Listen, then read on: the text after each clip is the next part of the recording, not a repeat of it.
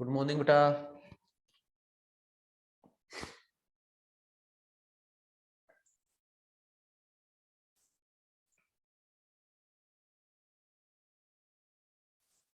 Good morning, good morning, good morning, good morning, good morning.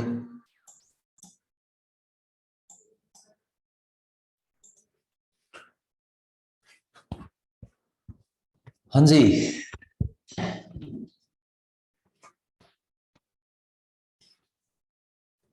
करें शुरू।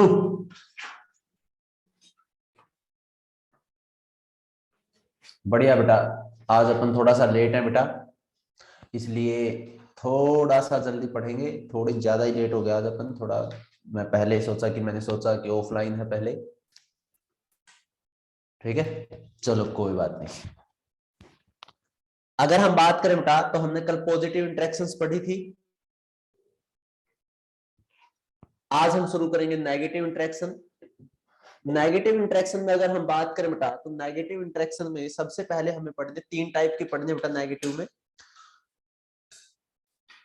ठीक है, लेकिन सही मायने में बेटा हम यहां पर ये सोच लीजिए कि पहले चार टाइप के पढ़ने वाले हैं, क्योंकि तीन में से भी एक आगे कितने टाइप का है, दो टाइप का है।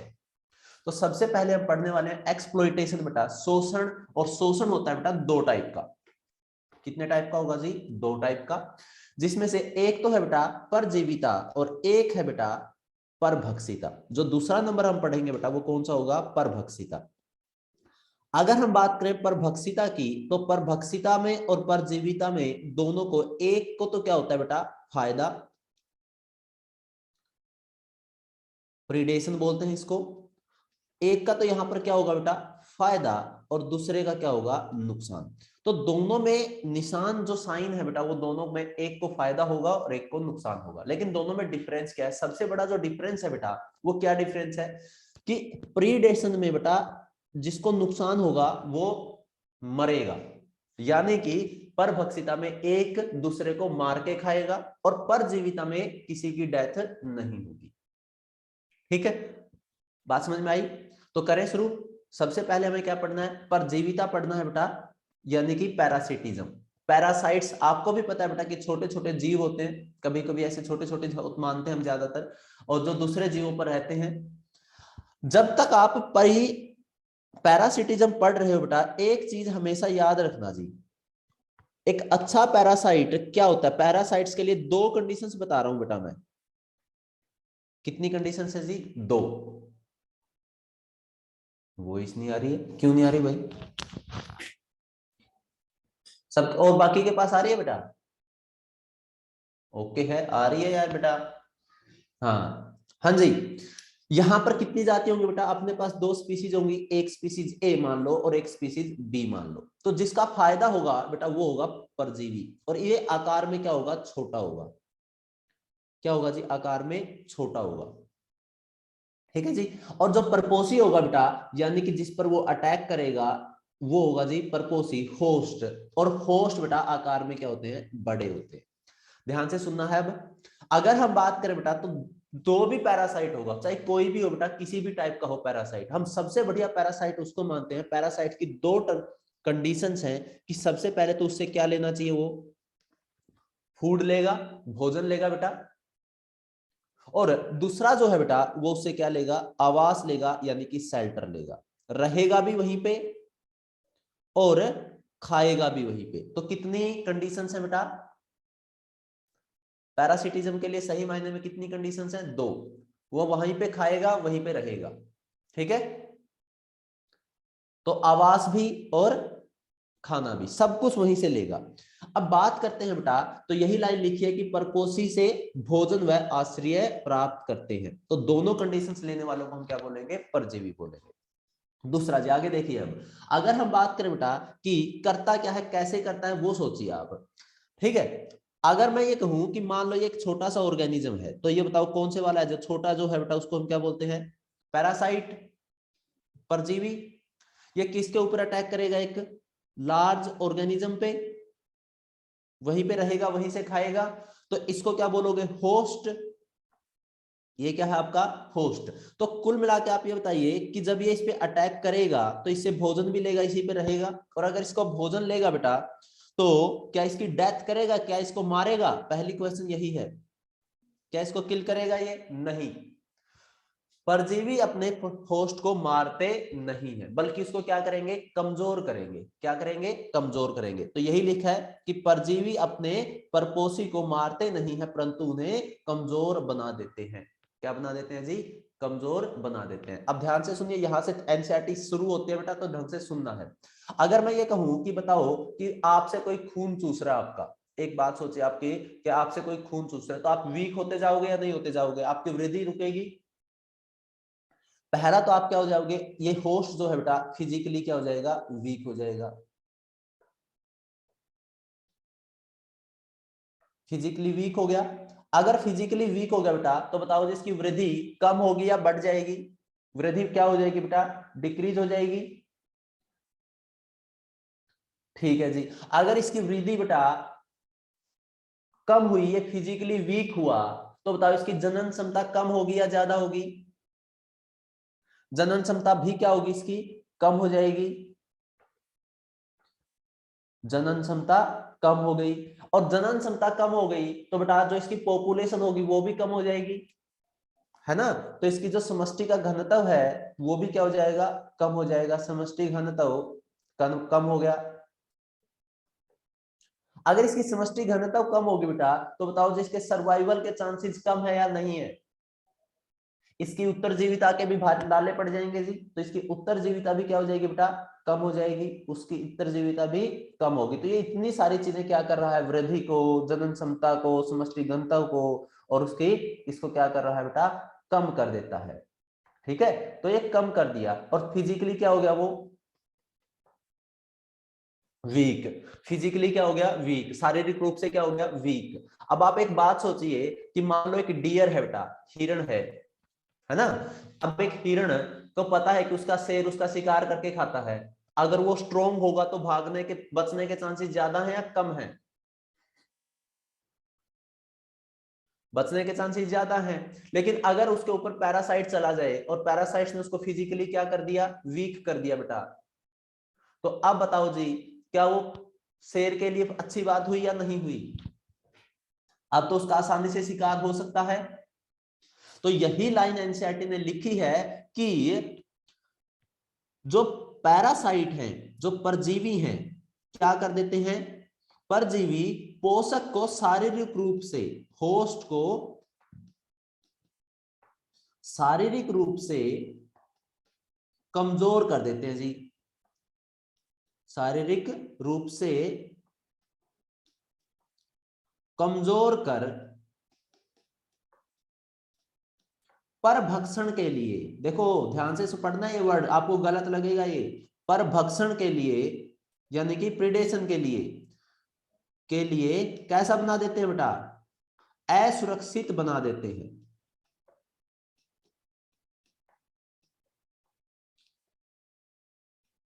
असुरक्षित बना देते हैं। ऐसा तो नहीं लग रहा है कि सर असुरक्षित नहीं आना चाहिए, यहां पर सुरक्षित आना चाहिए? किसी को लग रहा हो तो बताओ।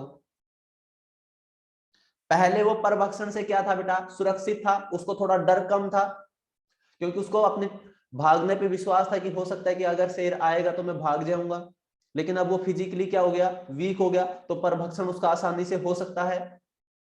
और अगर परभक्षण उसका यानी कि शिकार उसका अच्छे से हो सकता है तो बेटा फिर वो परभक्षण के लिए क्या हो गया? असुरक्षित हो गया। बात समझ में आई इतनी?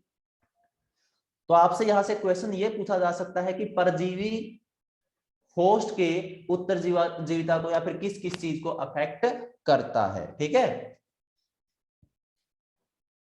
ओके जी। अब अगर हम बात करें बेटा आगे, हमें उत्तरजीविता इसके बारे में ही पढ़ना है, पैरासाइट्स के बारे में ही पढ़ना है। तो एक अच्छा पैरासाइट्स बताओ जी कौन सा होगा?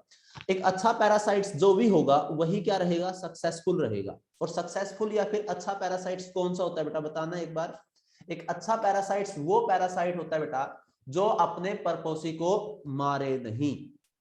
मारना नहीं है भाई, क्या नहीं करना है? मारना नहीं है, बट लेकिन उसका यूज बताओ, पूरा करे या फिर आंशिक रूप से यूज करे? उसका यूज पूरा करे, पूरी तरह से उसका यूज करे, जब तक है अपनी पूरी जिंदगी उसका याद रखे कि हाँ कोई आया था।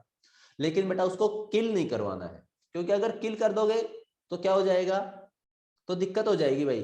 ठीक है, तो वो बाकी फिर किस पे सरवाइव करेगा। तो एक अच्छा पैरासाइट्स वो होता है बेटा जो अपने परपोसी को क्या ना करे, do not kill there host, do not kill there host. ठीक है, do not kill there host. तो एक अच्छा पैरासाइट वही होता है जो अपने पैरासाइट्स को मारे नहीं, लेकिन क्या उसका कंप्लीट यूज करे, बट कंप्लीट यूज करे।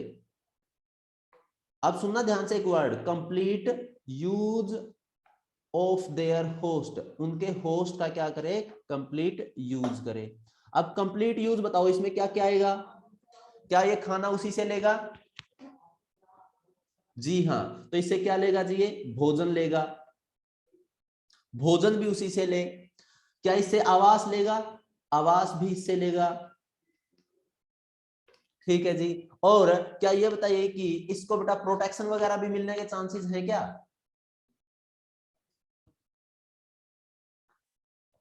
दूसरों से तो प्रोटेक्शन मिली गई है ना, तो इसको सुरक्षा भी मिल जाएगी। तो जो कुछ भी हो सकता है सब लेने की कोशिश करेगा उसके परपोसी से। लेकिन एक बात सोचिए आप बेटा, सिंपल सी बात सोचो कि वो कहानी सुनिए लालच वाली, कि मुर्गी सोने का अंडा देती थी, उसको मार दिया।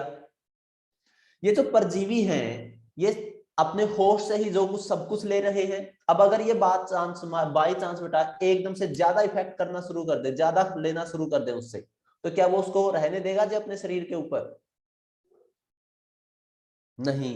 तो पर अच्छे पैरासाइट, सक्सेसफुल पैरासाइट, सफल पैरासाइट्स वो होते हैं बेटा जो अपने होस्ट को मारे नहीं, कंप्लीट यूज करे, लेकिन उसको नुकसान बताओ जी कैसा पहुंचाए, कम से कम नुकसान पहुंचाने वाला या ज्यादा से ज्यादा नुकसान पहुंचाने वाला,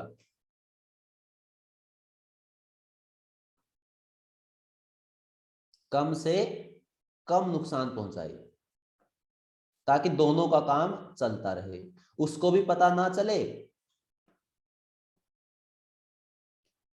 ताकि वो लंबा चले जी। ठीक है, ओके। अब अगर हम बात करें बेटा कि कुछ पैरासाइट शरीर के बाहर रहते हैं और कुछ पैरासाइट शरीर के अंदर रहते हैं, जैसा कि आपने देखा होगा अमरबेल, देखा है अमरबेल, प्लांट के ऊपर मिलती है बेटा, तो किस में आएंगे वो, बाह्य परजीवी, जो होस्ट के बाहरी सतह पर उपस्थित होते हैं। ऐसे ही अंतः परजीवी बेटा एंडोपैरासाइट्स। अब आप एक बात बताओ, सिंपल सी बात बतानी है जी, देखिए ध्यान से सुनना बेटा, बाह्य परजीवी यानी कि किसी चीज बॉडी के बाहर मिलेंगे, और अंतः परजीवी यानी कि किसी के अंदर मिलेंगे। अब क्वेश्चन ये है आपके सामने, ढंग से सोच समझ के आपको बताना है कि अगर मैं ये कहूं कि जो अंतः परजीवी हैं या फिर बाह्य परजीवी हैं, ज्यादा दिक्कतों का सामना किसको करना पड़ेगा बेटा, अंदर वाले को या बाहर वाले को, एंडो वालों को, अंदर वालों को बेटा। किसी के अंदर घुस के रहना, क्या उसका इम्यून सिस्टम नहीं है क्या बेटा, आपके पेट में कोई चीज है, ये सोचो आप, है ना। अब आपके मान लो भाई बालों में जू है, पहले एग्जांपल बात कर लेते हैं फिर बात करेंगे, चलो ठीक है। एक्टोजू पैरासाइट्स, एक्टोजू पैरासाइट्स मतलब कि जू का मतलब क्या होता है, जंतु, यानी कि जंतु के शरीर पर रहने वाले। चौपायों पर जोक, जोक देखिए ये काम तो किया होगा तुम लोगों ने, दो चारों ने तो जरूर किया होगा। जोक चिपक जाती थी बेटा, तो उसके ऊपर नमक वगैरह डाला है क्या किसी ने, किया है क्या किसी ने हत्या ऐसे ऐसे, हाँ कुछ लोग उस पर नमक डाल देते थे, देखा, पता है मुझे, है दो चार ऐसे।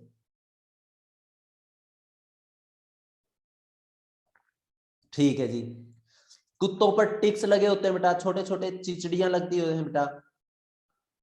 ठीक है, ऐसे समुद्री मछलियों पर कोपेड्स, ऐसे जू होते हैं बेटा मानव पर, आपके बालों पर,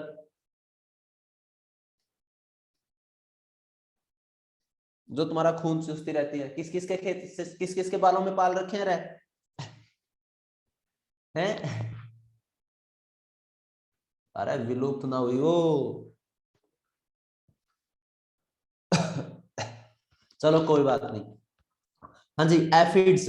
एफिड्स प्लांट पे याद आया बेटा? एफिड से छुटकारा पाने के लिए हम किसका यूज करते हैं? रेड कॉटन बग का। तो ये पादपों से छुटकारा, पादपों के ऊपर परजीवी होते हैं। लाख का कीड़ा, lac insect, red cotton bug, तो ये सारे क्या है? हाँ, रेड कॉटन बग। तो इनसे छुटकारा पाने के लिए हम क्या कर सकते हैं? किसी दूसरे का यूज कर सकते हैं, वो दूसरी चीज है बेटा। और अंदर रहने वाले जैसे आपके बेटा, अंदर देखो, अपने अपने अंदर देखो कितने रहते हैं। टेपवोम रहता है, टीनिया रहता है, एस्कैरिस रहता है, इसको पेट के कीड़े बोलते हैं ना। एंटामीबा रहता है, और प्लाज्मोडियम आपके आरबीसी में रहता है। तो कुल मिला के बात यह है कि आपके अंदर बेटा एंडोपैरासाइट्स कहां कहां पर मिल सकते हैं भाई? बताइए, एंडोपैरासाइट्स कहां कहां मिल सकते हैं आपको? आपको मिल सकते हैं भाई आपके लीवर में। लीवर को हिंदी में क्या बोलते हैं भाई? यकृत। यकृत के साथ साथ कहां मिल सकते हैं बेटा? वृक्क में। आपको तो हिंदी आती है, ठीक है जी। फुसफुस में भी रहते हैं क्या? फुसफुस में भी मिल जाते हैं क्या? हाँ जी, फुसफुस में भी मिल जाते हैं। और आरबीसी में भी मिल सकते हैं, जैसे कि प्लाज्मोडियम एटसेट्रा। अब आप एक खुद बात सोचो बेटा, खुद बात सोचिए कि अगर मैं ये कहूं कि आप मान लो आपके सर में जू हो जाए, या फिर महीनों तक आप कौन सा शैम्पू यूज करते हो बेटा? एक ही शैम्पू यूज करते हो नहीं करते? करते हो। महीनों तक वही चलता रहता है। हाँ, लेकिन आपके इंटेस्टाइन में कोई है परजीवी, तो बेटा कभी तो आप मटर पनीर खाते हो, कभी चिकन खाते हो, कभी कुछ खाते हो, कभी कुछ खाते हो, कभी कुछ खाते हो। तो ज्यादा दिक्कतों का सामना किसको करना पड़ेगा भाई? अंदर वालों को। तो बात यही है कि किसी के अंदर जाके सरवाइव करना मुश्किल होता है। अरे प्रिया मीणा, कल क्या बोला था? कल वाला लेक्चर सुना था आपने? ई कोलाई भी रहता है सर। ई कोलाई पैरासिट नुकसान पहुंचाता है आपको। कल हमने क्या बोला था कि वो किसका एग्जाम्पल है? सहभोजिता का एग्जाम्पल है। हाँ जी। तो बताइए बेटा, इनके जो अंतः परजीवी है बेटा, तो इनका जो आकारिकी है, ये क्वेश्चन सुन लेना भाई ध्यान से। आकारिकी है तथा शारीरिक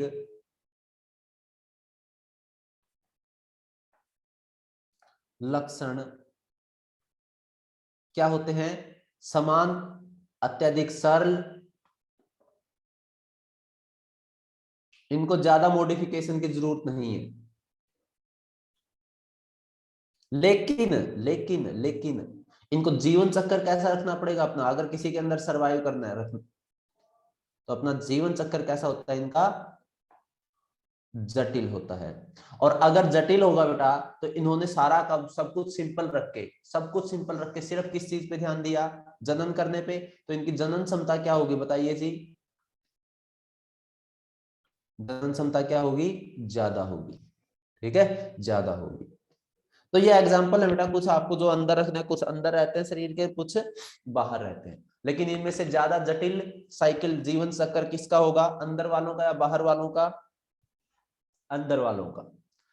ठीक है। मोर्फोलॉजिकली और फिजियोलॉजिकल करेक्टर्स जो है बेटा, वो सिंपल होते हैं, लेकिन जीवन चक्कर इनका जटिल होता है, क्योंकि इनको किसी के अंदर सरवाइव करना है। तो जितना ज्यादा जटिल चक्कर होगा इनका, उतना ही इसके सर्वाइवल के चांसेस क्या हो जाते हैं बेटा? बढ़ जाएंगे। ठीक है जी। चलो अब काम की बातें आते हैं भाई। बताओ भाई, हाइपर पैरासिटिज्म नाम की कोई चीज पढ़ी आपने? हिंदी में इसको बोला जाता है पर परजीविता। पर परजीविता। तो तुम खामोश से बैठे हो, क्या बात है बेटा? खामोश से बैठे हो तो तुम। सब बढ़िया है ना? सर्दी तो नहीं लग रही तुम लोगों को ज्यादा? ठंडी है, अच्छा इसलिए। तो रजाई में बैठे हो यार, तुम कंबल में बैठे हो, मुझे पता है सब लोग। चलो कोई बात नहीं। अच्छा बारिश हो रही है, ओके। तो पकोड़े बनवाओ, खाओ, चाय पकोड़ा। ठीक है बेटा, सुनो अब। अगर हम बात करें बेटा पर परजीविता की, यानी कि एक पैरासाइट और उसके ऊपर दूसरा पैरासाइट। मान लो एक ऑर्गेनिज्म है, क्या है? एक ऑर्गेनिज्म, कोई भी जीव है। इस ऑर्गेनिज्म के ऊपर कौन है जी? एक पैरासाइट है, एक पैरासाइट है। तो ये हो गया जी, इसके ऊपर अटैक कर रहा है पैरासाइट। और पैरासाइट के ऊपर अगर हम बात करें कि एक और पैरासाइट आ गया, पैरासाइट के ऊपर भी पैरासाइट, तो हर शेर को एक सवा शेर मिल ही जाता है, वो बात हो रहा है जी।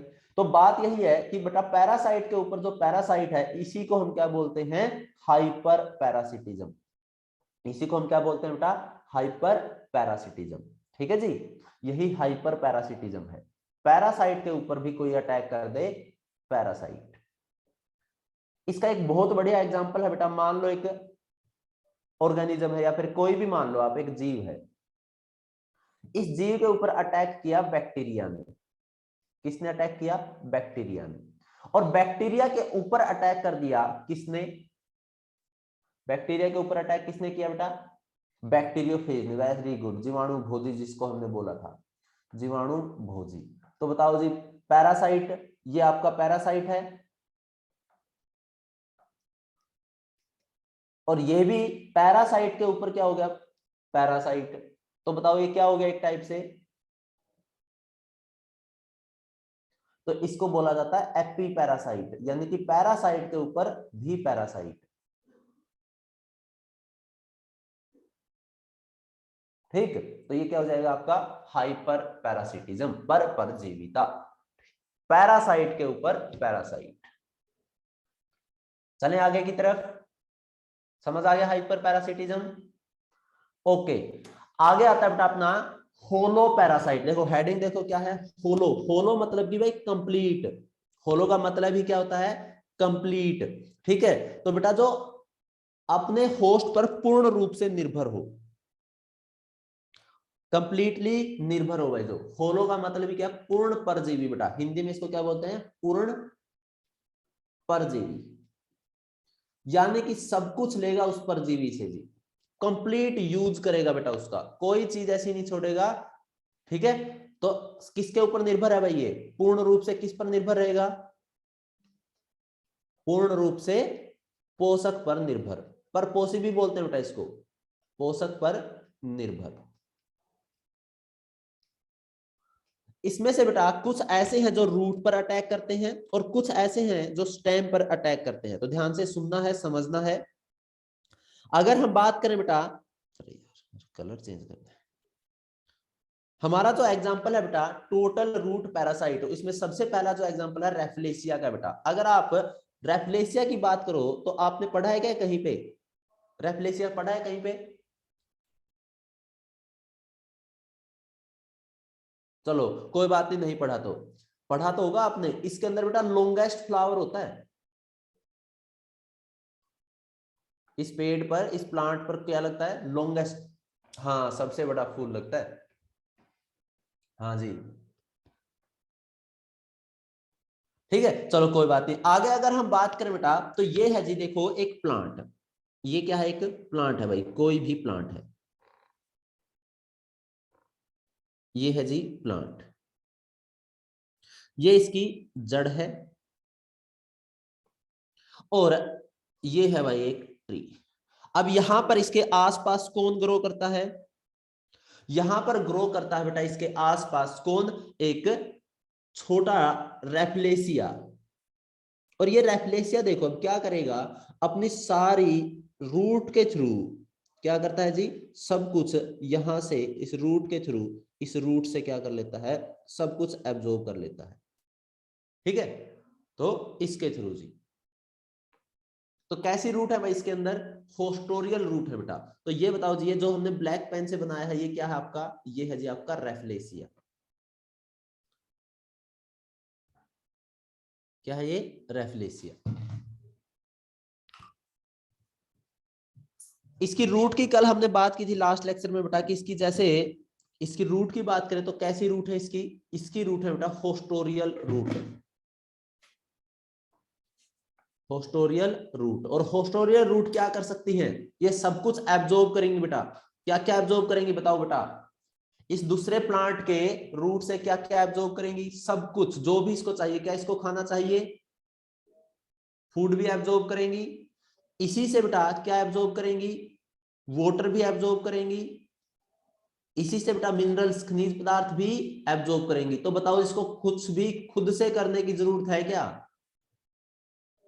इसको खुद कुछ नहीं करना बेटा, कुछ भी नहीं करना, ये कुछ भी नहीं करेगा खुद से। तो कंप्लीटली बताओ किस पे डिपेंड कर रहा है, किसी दूसरे पर डिपेंड कर रहा है, और उसकी स्टेम पर या फिर रूट पर, उसकी भी रूट से। लेकिन अगर हम बात करें बेटा ऐसे ही टोटल स्टेम पैरासाइट है बेटा जिसका नाम है कस्कुटा, अमरबेल, और इसके बारे में एनसीईआरटी में पढ़ा है आपने, ध्यान से पढ़िए। पहले तो ये बताइए कि अमरबेल बेटा किसी प्लांट के ऊपर देखी होगी आपने, ऊपर देखिए या अंदर देखिए, प्लांट के अंदर थोड़ी होती है, ऊपर होती है। तो बताओ ये एंडो पैरासाइट में आएगी या फिर एक्टो पैरासाइट में आएगी? सबसे पहला क्वेश्चन तो आपके लिए यही है, बाह्य परजीवी में या अंत परजीवी में? तो ये एक टाइप का क्या है जी, ये है जी आपका बाह्य परजीवी, बाह्य परजीवी, जैसा कि आप इस डायग्राम में देख भी सकते हो। अगर हम बात करें बेटा होता क्या है, इस अमरबेल की अगर हम बात करें तो अमरबेल सामान्यतः कहां मिलती है, कौन से, हाँ पेड़ों को सुखा देते हैं बेटा, देखेंगे कैसे सुखा देते हैं वो भी बात करेंगे अभी, ठीक है। ये सामान्यतः बेटा जो हैज प्लांट होते हैं अपने बाढ़ खेत के चारों तरफ, मतलब ऐसे बाढ़ पादपों पर मिलती है जी।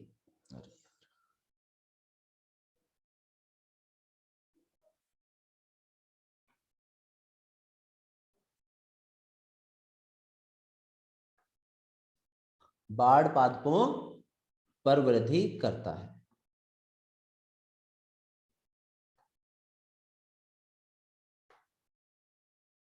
ठीक है, ये तो रेफरेंसिया हो गया भाई, इतना तो ये। अब यहां पर हम बना लेते हैं अपना एक तरीके से समझने के लिए, ठीक है। सुनना बेटा ध्यान से अब, ठीक है।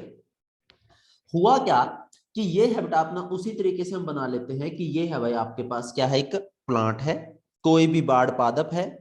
इस पादप की बात कर रहे हैं, ये है जी एक बाढ़ पादप, ये एक ट्री है या पादप है, कुछ भी मान लो, और इसके ऊपर क्या ग्रो करने वाला है, अब कौन आया जी, अमरबेल। देखो ज्यादातर बच्चे ये सोचते हैं बेटा कि अमरबेल की यदि क्या नहीं होती, जड़ नहीं होती, देखा भी होगा आपने, लेकिन जड़ होती है, कोई जरूरी नहीं, कोई काम की नहीं है उसकी जड़, ठीक है, इसलिए कोई इसको ज्यादा फर्क भी नहीं पड़ता, लेकिन होती है, ठीक है। हाँ, तो ये क्या किया इसने बेटा, इसके ऊपर ग्रो करना शुरू कर दिया, स्टेम के ऊपर, और पूरे पे फैल जाती है। खास बात यह है कि इस अमरबेल में बेटा जो ये ऊपर चढ़ रही है इसके, इस पे बेटा क्या होती है, होस्टोरियल रूट होती है, सकिंग रूट्स होते हैं बेटा, जो चूसक है जी, जो इसे क्या करती रहती है, सब कुछ लेंगी भाई, कुछ भी सब कुछ लेंगी, कुछ नहीं छोड़ेंगी। हाँ जी चूसक। अगर हम बात करें बेटा कौन सी रूट है यहाँ, ये है जी आपके होस्टोरियल रूट, तो मैं एक लिख लेता हूं कि ये आपकी कौन सी है, होस्टोरियल रूट, होस्टोरियल रूट। और होस्टोरियल रूट को आप सिंपली क्या बोल सकते हो, सकिंग रूट्स, यानी कि चूसक जड़। अब बताओ ये इस बाढ़ पादप से क्या क्या जुड़ेंगी जी। पहली बात तो ये है कि बेटा इसके अंदर क्या नहीं होता, लीफ, पत्तियां बताओ भाई, लीफ एब्सेंट है या प्रेजेंट है, लीफ क्या होती है बेटा, एब्सेंट होती है, अमर बेल में पत्ती नहीं होती,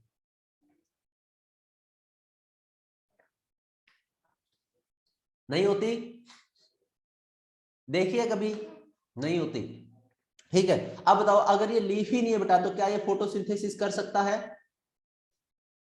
फोटोसिंथेसिस तो ये कर नहीं सकता, और अगर फोटोसिंथेसिस नहीं कर सकता तो बताओ क्या ये सब कुछ लेगी इससे, चूसक जड़ क्या क्या लेगी भाई इस पादप से, भोजन भी लेगी, आवास भी मिली गया, वाटर भी मिलेगा तो वाटर भी लेगी, मिनरल्स भी लेगी, सब कुछ लेगी, इसका सब कुछ चूस लेगी ये। तो क्या होगा बेटा उस प्लांट की,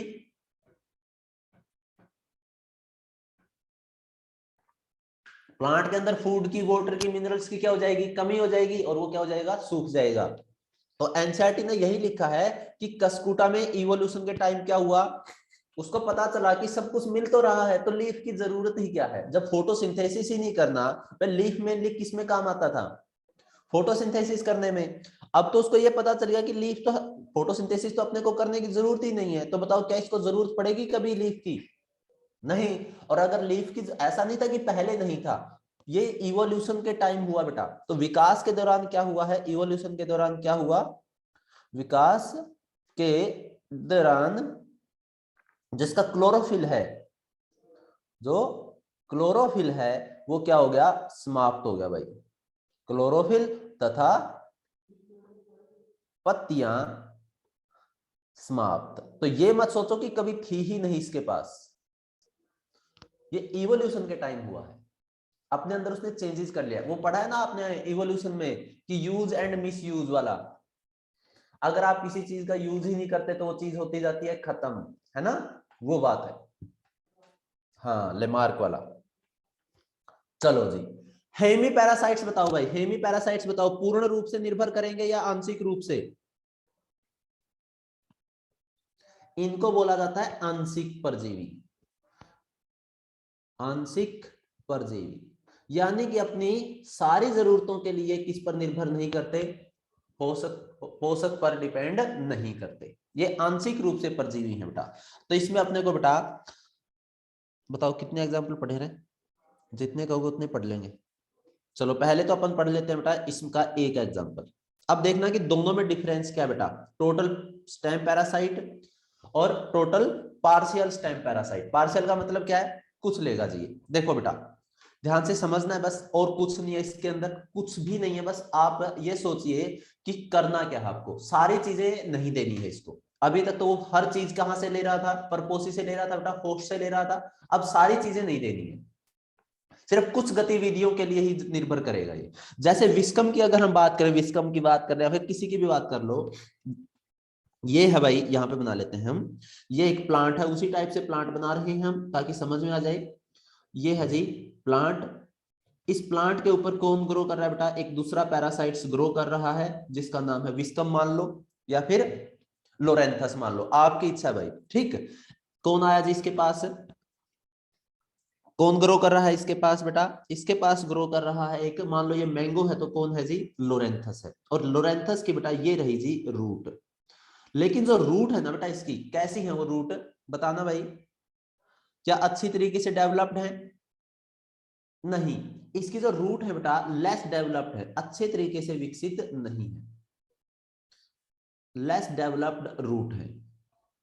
और लेस डेवलप्ड होने की वजह से ही बताओ क्या ये मिट्टी से बेटा मिनरल्स वगैरह, वाटर वगैरह एब्जॉर्ब कर पाएगा, नहीं कर पाएगा। तो ये क्या करता है, ये दूसरे प्लांट का सहारा लेता है। लेकिन खास बात डिफरेंस जो है बेटा ये है कि इस लीफ, इस लोरेंथस के पास या फिर इस विस्कम के पास पत्तियां हैं और बिल्कुल ग्रीन कलर की हैं। और अगर इसके पास लीफ हैं बेटा, लीव्स हैं, तो बताओ क्या ये फोटोसिंथेसिस कर सकता है, लीव्स तो है, क्लोरोफिल है, लेकिन फोटोसिंथेसिस ये कर सकता है, बिल्कुल कर सकता है इसकी वजह से। तो बताओ क्या इसको प्रकाश संश्लेषण या फिर भोजन की जरूरत पड़ेगी क्या दूसरे से, भोजन तो अपना खुद बना सकता है, तो ये भोजन तो खुद बना लेता है बेटा। तो भोजन वाले के लिए ये तो रिस्पॉन्सिबल नहीं है, यानी कि क्या नहीं लेता ये, क्लोरोफिल तो इसके अंदर है, और अगर क्लोरोफिल है तो ये भोजन तो खुद बनाएगा। तो बताओ भाई अब किस चीज की जरूरत पड़ेगी इसको,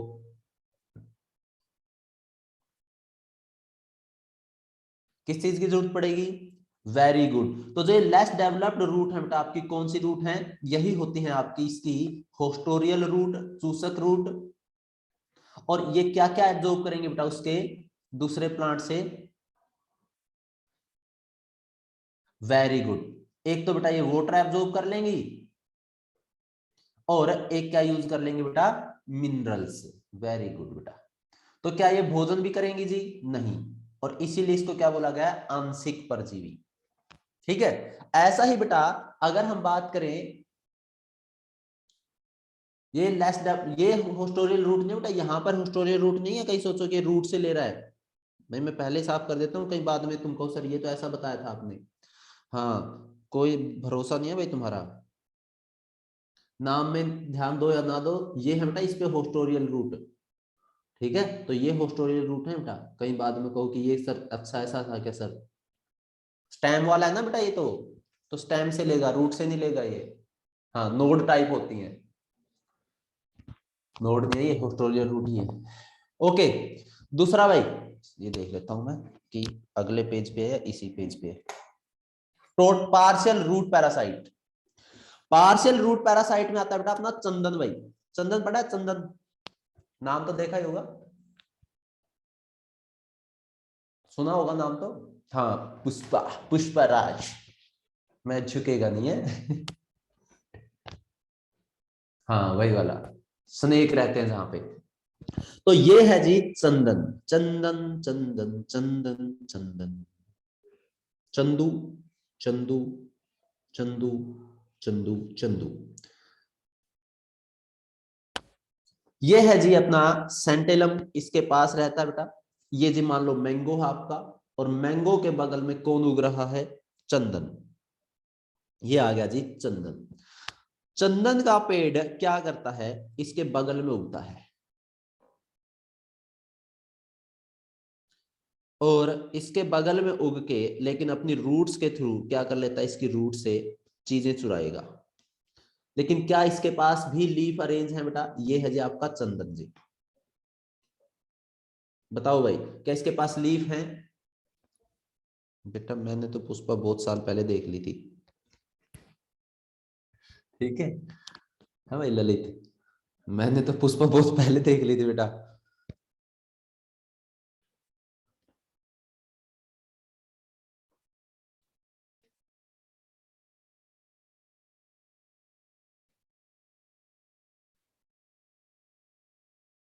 कैसे? क्योंकि मेरे स्कूल में थी बेटा एक पुष्पा। ठीक है, वो देख ली थी मैंने। तो मैं बात पुष्पा की है आपने, ये थोड़ी कहा है कि पुष्पा मूवी की थी। हाँ भाई, तो ये कौन सी रूट है इसके पास, होस्टोरियल रूट। सेम कंडीशन यहां पर है बेटा, इसके पास क्या करेगा जी, ये लीफ है, लीफ है तो ये क्या करेगा, फोटोसिंथेसिस करेगा, और फोटोसिंथेसिस करेगा तो क्या इसको भोजन लेने की जरूरत पड़ेगी, नहीं। तो ये भी सिर्फ क्या लेगा बेटा, मिनरल्स लेगा, लेकिन रूट के थ्रू लेगा। अब ये रूट से लेगा, रूट से छीनेगा, वाटर लेगा, मिनरल्स लेगा।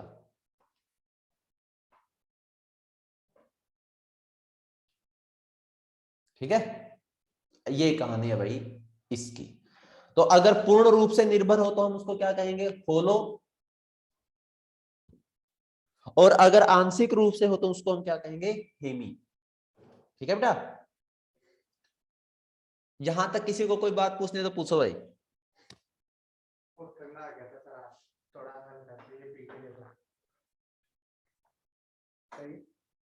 वाह जी वाह, ठीक है जी, करें फिर आगे, चलो चले। ओके, अब आता है अपना ब्रूड पैरासिटिज्म। जैसा कि आप जानते हो, जैसा कि आप जानते हो ब्रूड पैरासिटिज्म क्या होता है, कुक्कू और कोयल तो आप जानते ही होंगे ना बेटा। अरे सेल्टर तो नहीं है इसमें, तभी तो आंशिक में आया बेटा, तभी तो आंशिक में आया ना वो। हाँ जी, कुक्कू और कुक्कू और करो में आप जानते हो बेटा कि क्या करता है जी, कुक्कू अपने अंडे कहां पे रख देता है। हाँ बस इतनी सी बात है, समझ ही गए तुम लोग, समझदार बच्चे हो। ये कुक्कू अपने अंडे कहां रख देती है, इसके घोंसले में।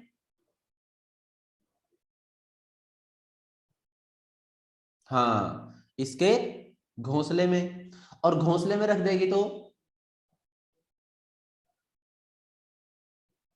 बस फिर यही है। लेकिन बेटा एक याद रखिए कि क्या इसने यहां से भोजन लिया, नहीं। क्या क्रो पे उसने बेटा कोई वो लिया? क्रो के ऊपर तो कुछ नहीं किया ना उसने बेटा, आवाज नहीं लिया, तो ये ट्रू पैरासिटिज्म नहीं है बेटा। It not true parasitism, not true parasitism.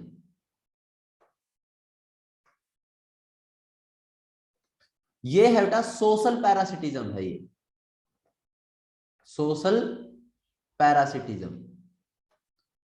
लेकिन ब्रूड का मतलब क्या होता है? ब्रूड का मतलब होता है अंड, यानी कि अंडे रखता है, इसीलिए इसको क्या बोला जाता है? अंड परजीविता। यही क्वेश्चन पूछा जाएगा कि क्या ये ट्रू पैरासिटिज्म है बेटा, तो आप क्या कहोगे? नहीं, ये ट्रू पैरासिटिज्म नहीं है। बात समझ में आई? अब दूसरा सबसे जरूरी चीज जो है बेटा, तो ध्यान से सुनिए, यहां पर एक बात सोचनी है आपको कि ठीक है जी, कुक्कू अपने अंडे कहां पे रख देती है? अपने अंडे कहां रख दिए उसने? क्रो के घोंसले में रख दिए। लेकिन क्या कुक्कू और क्रो के अंडों में कोई फर्क नहीं पड़ता?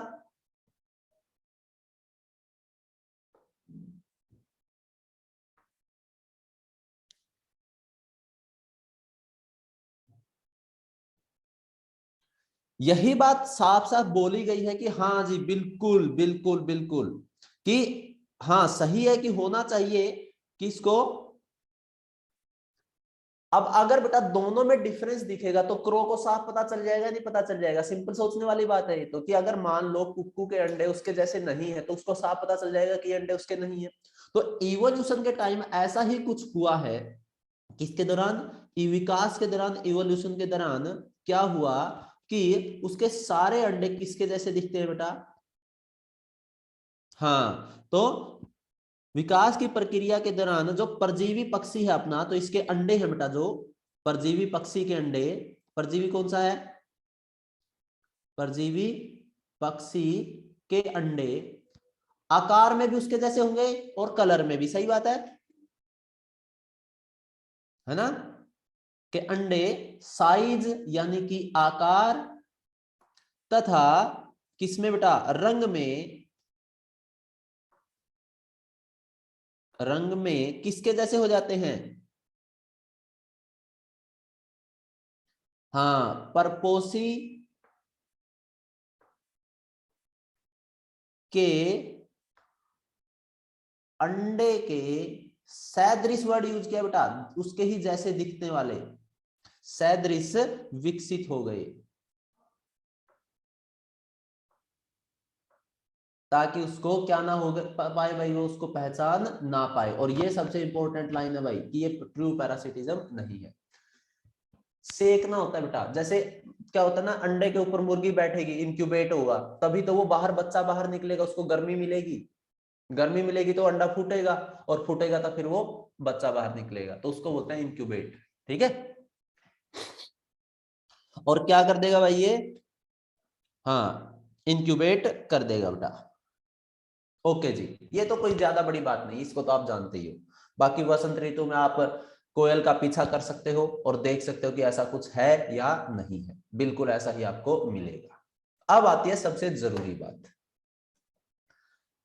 यहां पर एक लाइन लिखी है बेटा, जब आप पढ़ोगे कि फीमेल एनाफिलीज मॉस्किटो, ध्यान से पढ़ना है जी, फीमेल एनाफिलीज मॉस्किटो को क्या नहीं माना जाता? पैरासाइट नहीं माना जाता। पहली बात तो ये है बेटा कि जो फीमेल एनाफिलीज मॉस्किटो है, वो पैरासाइट नहीं, क्या होती है? वाहक होती है, वेक्टर की तरह काम करती है जी। क्या होता है ये? वाहक होता है। क्या नहीं होता? वाहक होता है, परजीवी नहीं।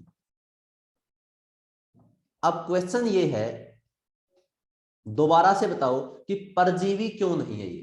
क्या ये आपका खून चूसता है जी, खून पीता है? बिल्कुल। लेकिन क्या ये आपके ऊपर आवाज लेता है?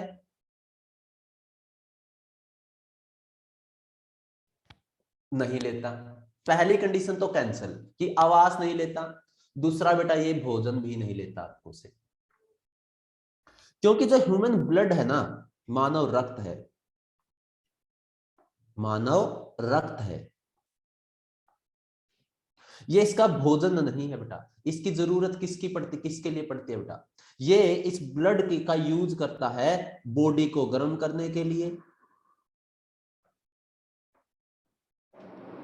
Body warming and egg incubation. दोबारा से वही आ गया बेटा, एन एग इंक्यूबेशन।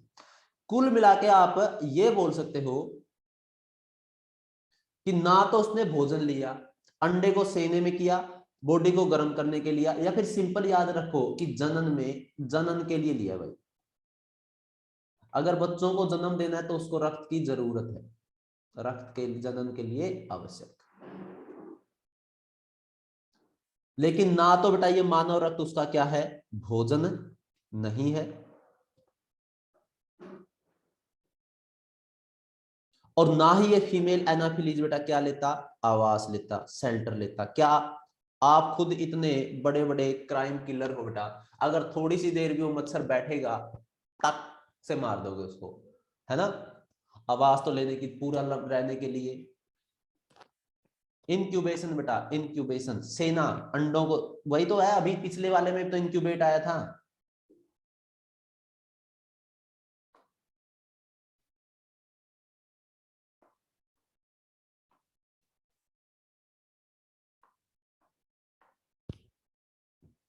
ठीक है, तो दो कंडीशन होनी चाहिए किसी भी पैरासाइट के लिए। एक तो क्या होना चाहिए, भोजन लेना चाहिए, और एक उसका आवास होना चाहिए। लेकिन यहां पर दोनों ही कंडीशन सप्लाई नहीं हो रही, तो बेटा याद रखना है कि फीमेल एनाफिलीज क्या नहीं होता, परजीवी नहीं होता, क्या होता है, वेक्टर होता है। वेक्टर किसके लिए बेटा, प्लाज्मोडियम के लिए, प्लाज्मोडियम के लिए जो अपने आरबीसी में रहता है ना। हाँ, तो अपने लिए तो बेटा सही मायने में परजीवी कौन हुआ, पैरासाइट तो कौन हुआ, प्लाज्मोडियम हुआ। कौन हुआ, प्लाज्मोडियम हुआ बेटा। ठीक है, हाँ, आगे पढ़ो बेटा। हालांकि ये क्वेश्चन बेटा एनसीईआरटी में नहीं दिया है, लेकिन मैं बता देता हूं कि मानव शिशु की बात चल रही है बेटा। अब यहां पर देखो जी, मानव शिशु पेट में है जी, गर्भ में है बेटा, मां के पेट में है बेटा। तो आप कहोगे सर ये तो देखो आवास भी ले रहा है और खाना वगैरह भी वहीं से लेगा, तो ये भी क्या आना चाहिए, पैरासिटिज्म का एग्जांपल होना चाहिए। खुद सोचो भाई, होना चाहिए नहीं होना चाहिए? दोनों चीजें हैं सर, खाना भी ले रहा है, रहता भी वही है। लेकिन बेटा देखो एक बात बताओ, ह्यूमन फीटस क्या नहीं होता, परजीवी नहीं होता। अब क्यों नहीं होता ये समझो। पहले तो ये बताओ कि क्या लाइफ टाइम आवास लेता है वो उस पे,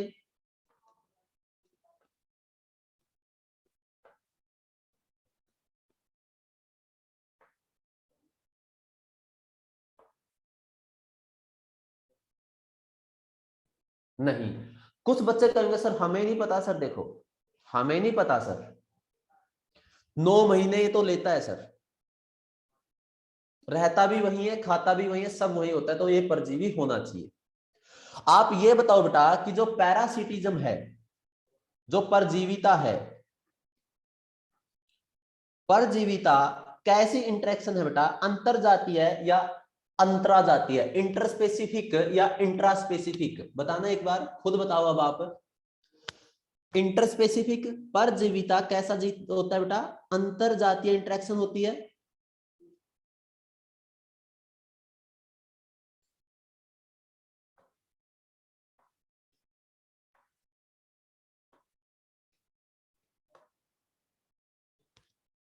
सही है, अंतर जातीय होती है ना बेटा। और अगर हम माँ के पेट में बच्चे की बात करें, मानव शिशु की बात करें, तो ये बताओ मानव शिशु किसी दूसरी स्पीसीज के बीच में रहता है क्या, उसके माँ के पेट में रहेगा, और माँ भी तो क्या है, एक मानव ही है। तो दोनों बताओ जी कैसी स्पीसीज है, ये इंटरेक्शन कैसी हुई, इंट्रा हुई या इंटर हुई? ये तो इंटरेक्शन कैसी हुई बेटा, अंतराजातीय हुई ना।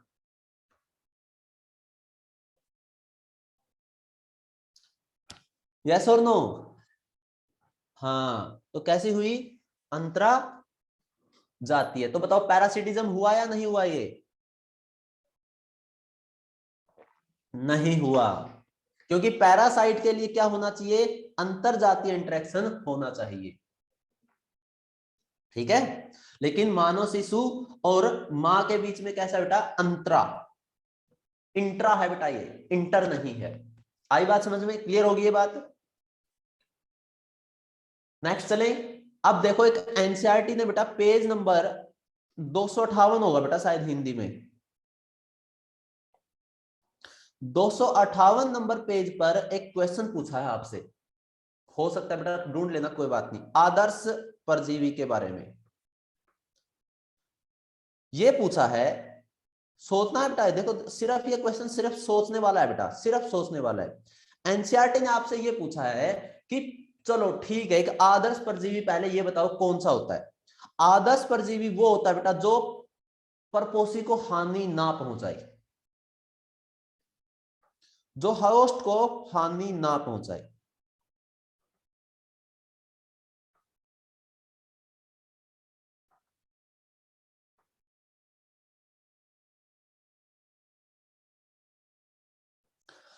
एनसीईआरटी ने ये बोला है कि नेचुरल सिलेक्शन के दौरान, नेचुरल सिलेक्शन के दौरान क्या किसी ऐसे अहानिकारक परजीवियों का विकास हो सकता है या क्यों नहीं हुआ? एनसीईआरटी ने क्वेश्चन पूछा है बेटा कि प्राकृतिक वर्ण ने ऐसे पूरी तरह से अहानिकारक परजीवियों का विकास क्यों नहीं किया? खुद सोचो बेटा कि क्या ऐसा कोई परजीवी हो सकता है जो बिल्कुल ही नुकसान ना पहुंचाए?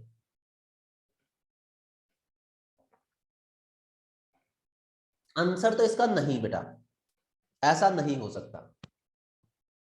क्यों नहीं हो सकता?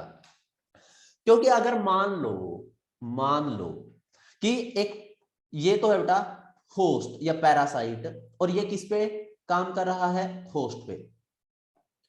खुद सोचना बेटा, खुद सोचना कि बताओ पैरासाइट्स का तो फायदा होगा, ये तो बात सही है कि उसके ऊपर रहेगा, भोजन वगैरह लेगा, तो इसका तो क्या हो गया? फायदा हो गया।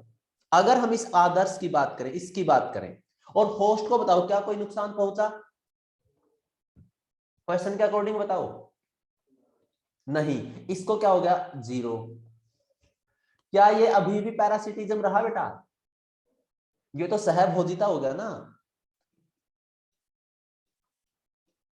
फिर तो यह सहभोजिता हो जाएगा ना।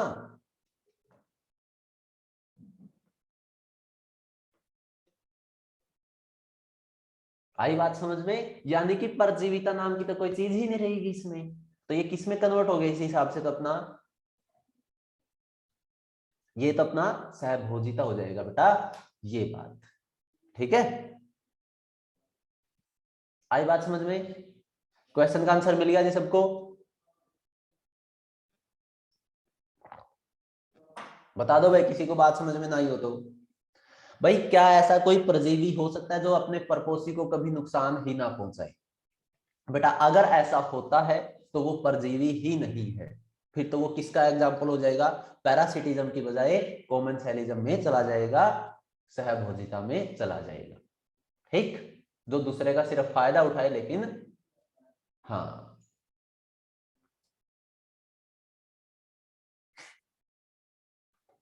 क्योंकि पैरासिटिज्म में तो एक का फायदा होता है और एक का नुकसान होता है। आगे भाई, more than one required parasite. कुछ परजीवी ऐसे हैं बेटा जिसको अपना जीवन बिताने के लिए एक नहीं एक से ज्यादा परपोषियों की जरूरत होती है। ऐसे एनसीईआरटी ने भी एग्जांपल दिए हैं, तो हमें पढ़ने भी हैं बेटा। अब ये बताओ, खुद सोचिए कि इन्हें अपना जीवन चक्र पूरा करने के लिए किसकी बेटा? एक या दो मध्यवर्ती परपोषियों की आवश्यकता होती है। यानी कि अपना जीवन गुजारना है, मान लो आज आप में, फिर दूसरे किसी स्पीसीज में, फिर आगे किसी तीसरे स्पीसीज में। तो आप बताओ, आप इस हिसाब से उसका जीवन चक्र जटिल होगा या सरल होगा बेटा? जटिल होना चाहिए जी, क्योंकि बेटा उनको अलग अलग में लाइफ बितानी है। अगर सिंपल टाइप का जीवन चक्र होगा तो वो जिसके मरने के चांसेस क्या हैं? ज्यादा हैं। क्या पता अपना जीवन चक्र पहले कंप्लीट ना कर पाए और उससे पहले ही क्या हो जाए? वो मर जाए। तो इसलिए इनका जीवन चक्कर क्या होता है बेटा? जटिल होता है। परजीवियों का जीवन चक्र जटिल होता है, ऐसे परजीवियों का जिसको एक से ज्यादा परजीवी की होस्ट की जरूरत पड़ती है। एनसीईआरटी ने यहाँ पर 2 एग्जांपल दिए भी है बेटा आपके सामने, कि अगर हम बात करें सबसे पहले उदाहरण के लिए मानव यकृत कृमि, एक ट्रिमेटोड है बेटा, ह्यूमन लिवर फ्लूक, हाँ बेटा मलेरिया वाला भी इसी में आएगा, ठीक है, जो अपना जीवन चक्र पूर्ण करने के लिए 2 मध्यवर्ती परपोषियों या गोंगा तथा मछली पर निर्भर करता है। मैं एक बार अगली स्लाइड देख लेता हूं फिर बताइए। हाँ जी चलो कोई बात नहीं, करें शुरू। देखो बेटा होता क्या है, एक तो होता है प्राइमरी होस्ट, कौन सा होस्ट, प्राइमरी होस्ट, मलेरिया वाला भी बताएंगे बेटा, मलेरिया वाला भी बताएंगे, डोंट वरी, ठीक है। ये वो होस्ट है बेटा जहां पर वो क्या करते हैं, सेक्सुअली रिप्रोडक्शन करते हैं बेटा, सिंपली बात ये है कि कहां पर क्या, जहां पर वो क्या करते हैं, जहां पर रिप्रोडक्शन करते हैं, उसको तो हम बोलते हैं प्राइमरी होस्ट, ठीक, हाँ या ना। और यहां पर अपनी वो डेवलपमेंट करते हैं, ये आपसे कोई पूछेगा नहीं, कोई काम की चीज नहीं है। अब हम एग्जाम्पल की बात करते हैं भाई। सबसे पहले अगर हम बात करें ह्यूमन लीवर फ्लूक की, ध्यान से सुनिए जो एनसीईआरटी ने दिया भी है, ह्यूमन लीवर फ्लूक, कितने मध्यवर्ती की बात की है उसने, 2 मध्यस्थ, 2 की बात हुई है, लेकिन टोटल 3 हो जाएंगे बेटा, 2 मध्यस्थ पोषक आवश्यक हैं। अगर इसको अपना पूरा जीवन चक्कर बनाना है तो कितने चाहिए जी, टोटल 2 तो चाहिए ही चाहिए, 2 मध्यस्थ आवश्यक हैं भाई। कैसे कैसे, सबसे पहले बेटा, सबसे पहले जी स्नेल और गोंगा और मछली है, ये देखो बेटा ये पहले रहता है स्नेल में, किस में रहता है, स्नेल में, ठीक है। स्नेल के बाद ये किस में आता है, किसके बाद अंदर आता है भाई, फिश के अंदर, फिश के अंदर, और फिश में आने के बाद लास्ट में कहां पर पहुंचा, ये ह्यूमन के अंदर, मछली को खा गया ह्यूमन। तो ह्यूमन इसका कौन सा होस्ट है जहां पर ये रिप्रोडक्शन करता है, तो ये प्राइमरी है। और ये है बेटा इसके 2, गोंगा और मछली, इसको क्या बोलते हैं, गोंगा, और इसको क्या बोलते हैं, मछली, ये इसके 2 मध्यस्थ हैं। तो टोटल बताओ जी कितने होस्ट चाहिए इसको, ह्यूमन लीवर फ्लूक को टोटल बताओ, टोटल बताना आपको, 3 हो गए ना टोटल तो बेटा। अब आपको सर एनसीईआरटी ने तो 2 लिखा है, देखो बेटा एक बार क्या लिखा है,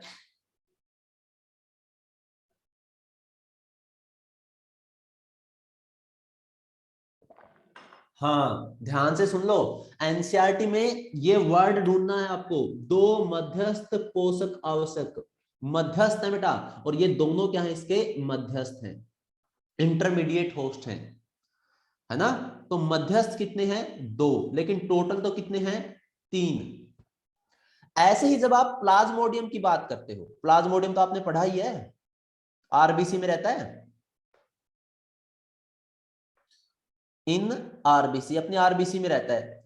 तो यहां पर आप जब देखोगे बेटा तो लिखा मिलेगा एक मध्यस्थ, कितने मिलेंगे, एक मध्यस्थ, हाँ। तो सबसे पहले कहां पे आया जी, ह्यूमन में। अब आप कहोगे सर ह्यूमन में कहां से आएगा, ये तो इसका प्राइमरी हो गया, बताओ बेटा ह्यूमन में कहां से आता है ये, ह्यूमन में कौन लेकर आता है,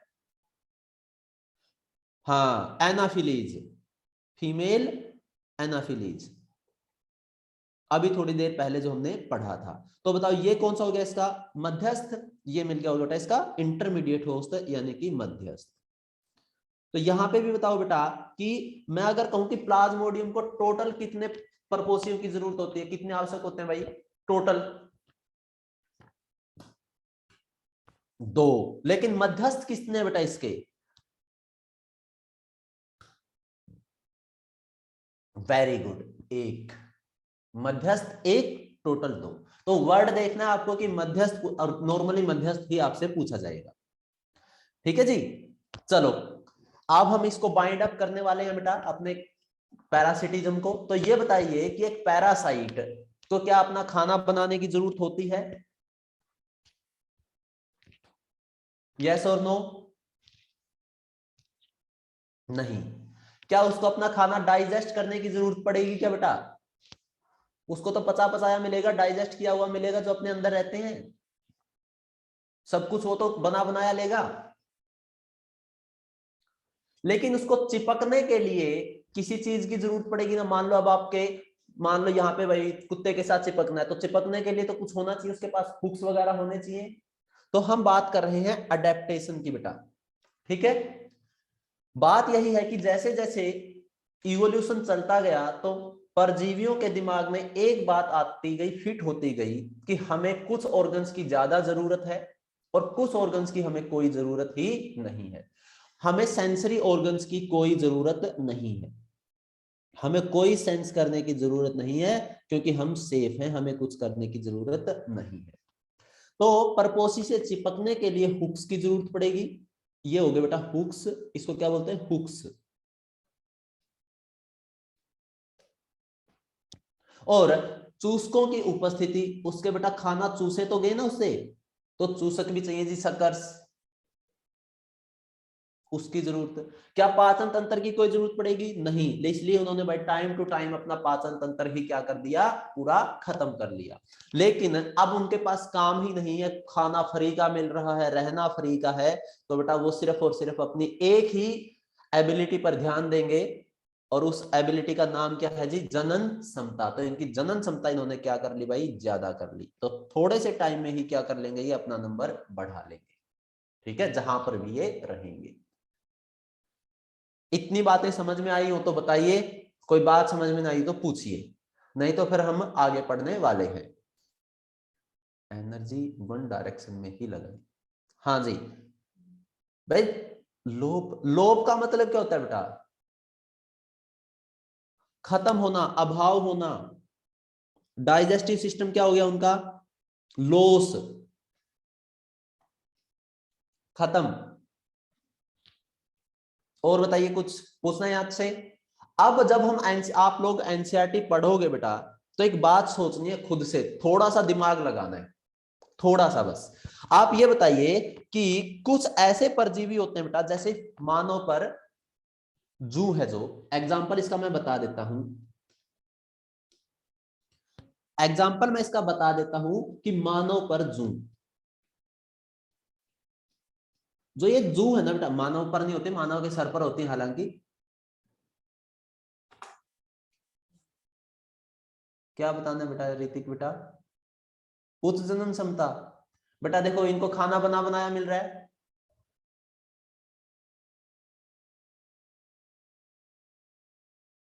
खाना बना बनाया मिल रहा है, रहने को फ्री जगह मिल रही है, सब कुछ फ्री में मिल रहा है। तो ये बताओ कि हर कोई ऑर्गेनिज्म, इसके लिए तो मैक्सिमम फेवरेबल कंडीशंस हो गई बेटा, और मैक्सिमम फेवरेबल कंडीशंस में ये क्या करेगा, ज्यादा से ज्यादा रिप्रोड्यूस करने की कोशिश करेगा, नहीं करेगा। हर ऑर्गेनिज्म यही चाहता है कि उसका नंबर बढ़े, बस। इसलिए इन्होंने अपनी जनन क्षमता को क्या कर लिया, इंक्रीज कर लिया। हाँ जी, मानव पर जूं, ये ऐसा परजीवी है जो सिर्फ और सिर्फ किस पे अटैक करता है बेटा, सिर्फ और सिर्फ किस पे अटैक करता है, मानव पर। मानव के सर में ही मिलेगा, बालों में ही मिलेगा। अब आपको पता है कि कुछ परजीवी ऐसे ही हैं बेटा, जो सिर्फ और सिर्फ अपने स्पेसिफिक पर्पोसी पर ही अटैक करते हैं, ठीक है, जो स्पेसिफिक पर्पोसी पर ही अटैक करते हैं, किसी दूसरे के पास नहीं करते। और कोई भी होस्ट, उसको पता है कि ये आपके ऊपर परजीवी है बेटा, तो उससे बचने के लिए कुछ ना कुछ तो करेगा। हर कोई बचने के लिए कुछ ना कुछ करता है या नहीं करता, या फिर ऐसा है कि चल ठीक है यार, खाने दो कि अपने को क्या फर्क पड़ता है, ऐसा तो नहीं है ना बेटा, क्योंकि उसको नुकसान तो पहुंचा रहे हैं ना वो। तो हर कोई हर किसी से बचने की कोशिश करेगा, सही है।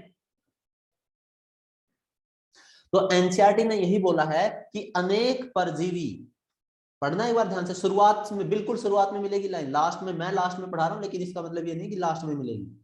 अनेक परजीवी परपोषी विशिष्ट के रूप में विकसित हुए हैं, यानी कि जैसा विकास किसमें होगा, परपोषी में होगा, वैसा ही होस्ट को भी अपने अंदर लेकर आना पड़ेगा, वरना वो वहां पर सरवाइव नहीं कर सकता, अटैक नहीं कर सकता, ठीक है। विकसित हुए हैं, यानी कि हम यहां पर किसकी बात कर रहे हैं बेटा, हम उन परपोषियों की बात, उन परजीवियों की बात कर रहे हैं जो केवल वो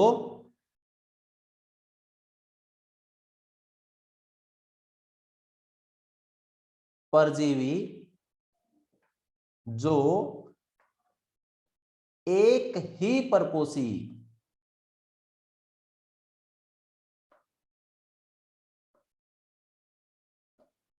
पर अपना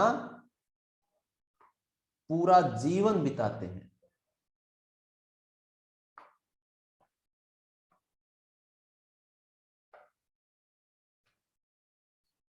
हाँ, शुरुआत की लाइनें मिलेंगी बेटा।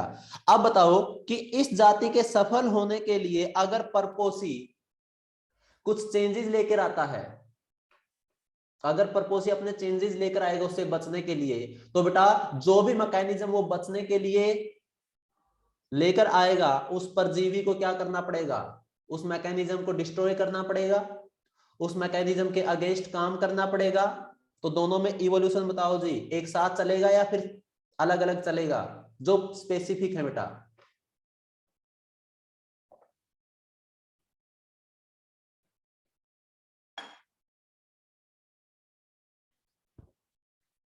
क्या हुआ भाई?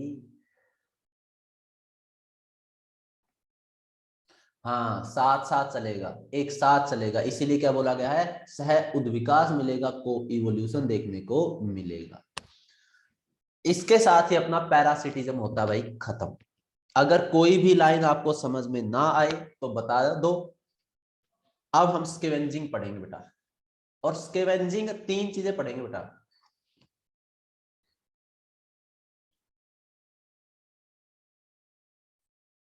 तीन चीजें पढ़ेंगे हम। देखो, टोटल आपने क्या पढ़ा है मैं पहले ही बता देता हूं बेटा कि स्केवेंजिंग में हम क्या पढ़ने वाले।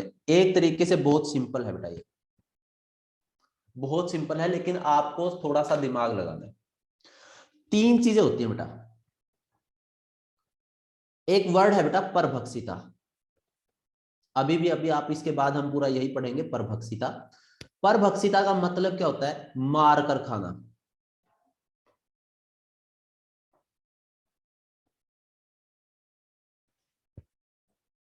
हाँ बताएंगे बेटा, एक बार पहले परभक्षिता तो सुनो, ठीक है। परभक्षिता का मतलब समझ में आ गया कि मार कर खाना बेटा, जैसे शेर हिरण को मार के खाता है, ऐसे।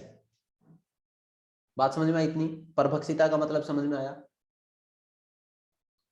दूसरा, यानी कि जिंदा को ही खा रहा है बेटा, ये जिंदा था उसको मारा फिर खाया, खुद मारेगा खुद खाएगा। इतनी बात समझ में आ गई परभक्षिता में। अब बात करते हैं स्केवेंजिंग की। स्केवेंजिंग की अगर हम बात करें बेटा, तो स्केवेंजिंग का मतलब है मरा हुआ खाना।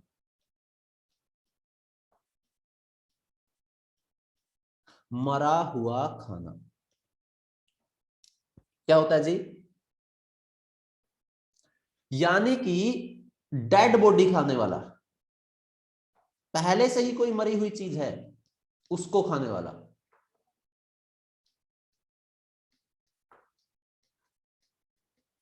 ये खुद मार के नहीं खाएगा भाई, ये क्या करके खाएगा, ये जो मान लो आपने पढ़ा होगा बेटा, देखो कहानियों में आपने ये बात सुनी होगी, मुझे नहीं पता कि आपने सुनी है नहीं सुनी, कि शेर है ना अपना शिकार करता है, मारता है, खाता है, लेकिन वो पूरे का पूरा कभी भी नहीं खाता।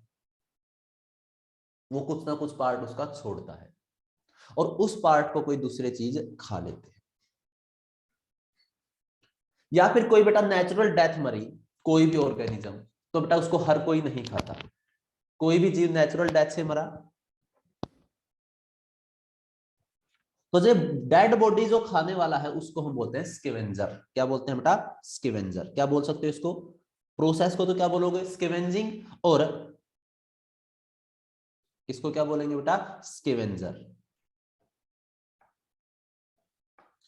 क्या आप ऐसे किसी भी ऑर्गेनिज्म का नाम जानते हो?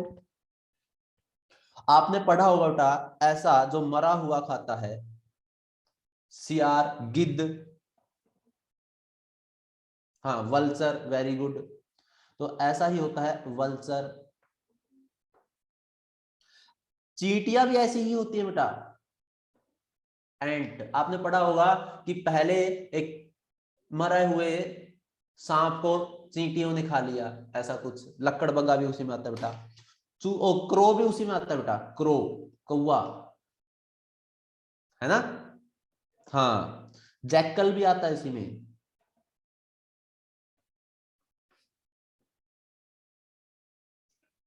डॉग तो जिंदा भी खा लेता है बेटा, डॉग जिंदा भी खा लेता है। ये हम वहां पर उसकी बात कर रहे हैं जो सिर्फ और सिर्फ डेड को खाएगा। अब एक बात बताओ आप कि ऐसे बेटा किसी की भी डेथ हुई, सिंपल सोचना आपको, ठीक है, किसी की भी डेथ हुई बेटा, हाँ, अगर किसी की डेथ हुई और उसको कोई भी ये मान लो ये स्क्वेंजर्स होते ही नहीं नेचर में, तो क्या होता? क्वेश्चन ये है कि इनकी भूमिका देखने वाले हैं हम, किसका रोल क्या है, इतना क्या कोई बढ़िया रोल है क्या इनका?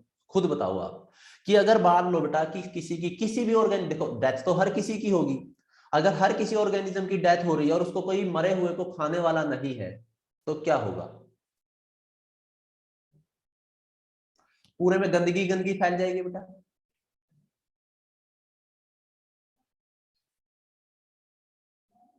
गंदगी ही गंदगी फैल जाएगी। तो इसीलिए हम इसको क्या बोलते हैं? क्लीनर्स बोलते हैं बेटा, नेचुरल क्लीनर्स बोलते हैं इनको, नेचुरल क्लीनर्स बोलते हैं। पॉल्यूशन हो जाएगा, सफाई करने, सफाई है बेटा, ये नेचर के सफाई करता है। और इसका एक नाम और होता है बेटा, नाम है बस ये इसका, स्कैवेंजर्स का ही, सेप्रोबायोट्स। हालांकि नाम याद रखने की कोई जरूरत नहीं है आपको, सेप्रोबायोट्स, ठीक है बेटा। तो कल हम पढ़ेंगे जी अपना प्रीडेशन। क्या पढ़ेंगे? प्रीडेशन। प्रीडेशन मतलब कि परभक्षिता, यानी कि एक जाति दूसरे को, इसका सिंपल सा मतलब है, ये 3 वर्ड याद रखना बस, 3 वर्ड है, कैच, किल एंड ईट। पकड़ो, मारो और खाओ, पकड़ो, मारो और खाओ, यानी कि खुद शिकार करो और खा जाओ। और इसका सबसे बढ़िया एग्जांपल तो आपने देखा ही होगा कि शेर हिरण को मार के खाता है। जैसे ही हम परभक्षण की बात करते हैं, परभक्षिता की बात करते हैं, तो सबसे पहला जो एग्जांपल आता है बेटा अपने दिमाग में, वो कौन सा आता है? यही आता है जी, कि क्या किया? शेर हिरण, दिमाग में सबसे पहले एग्जांपल वही आता है या नहीं आता? बिल्कुल। तो कल यहां से हम कल पढ़ेंगे बेटा, ठीक है। नहीं बेटा, स्कैवेंजर्स मारकर नहीं खाते हम नॉर्मली बेटा, वो नहीं होते। हालांकि आप कहोगे सर क्रो भी तो के अलावा और भी हैं बेटा, देखो क्रो एक अलग चीज है बेटा, देखो एक ऑप्शन अलग होता है बेटा, एक अलग चीज है बेटा, नॉर्मली वो नहीं मार के खाता। ऐसे तो बेटा आपने शेर भी देखा होगा, हम बोलते हैं कि शेर सिर्फ मार के ही खाता है, मरा हुआ नहीं खाता। अब कोई बच्चा बोलते सर जू में तो सर वो मरा हुआ ही खाता है, मांस का टुकड़ा, वो मजबूरी है बेटा उसकी, ठीक है ना, नेचर में नॉर्मली ऐसा देखने को नहीं मिलता। और हम बातें उसकी करेंगे, क्या देखा था जी आपने?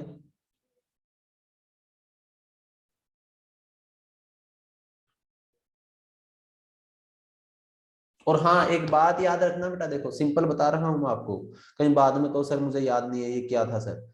गिद्ध अलग होता है और बाज अलग होता है, याद रखना ये बात, ठीक है।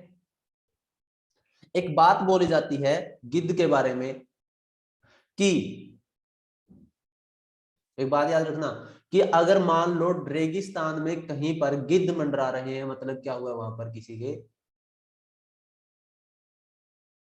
डेथ हुई है, यहाँ पर वहां पर कोई डेड बॉडी है ना, बोलते हैं ना, तो ये मरा हुआ खाता है बेटा, जो गिद्ध होता है।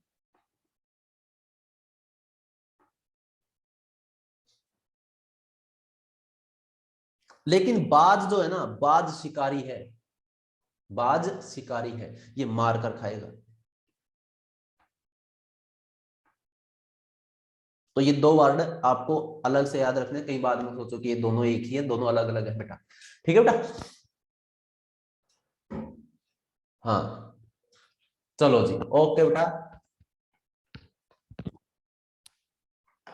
हाँ जी, धन्यवाद, मिलते हैं कल।